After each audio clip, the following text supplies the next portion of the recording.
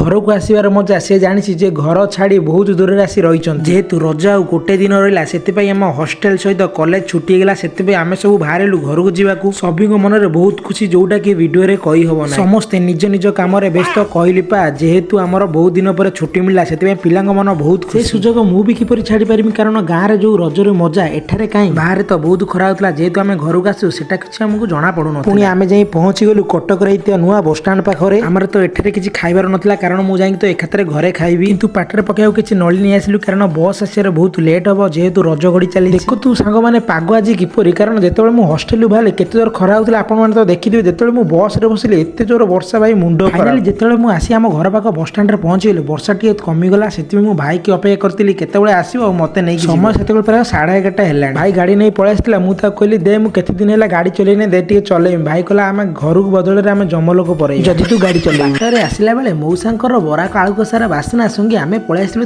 दुकान खाइबा जेहेतु लेट हम से आम पलि आसलु कि आप लाइक सब्सक्राइब करदेवे।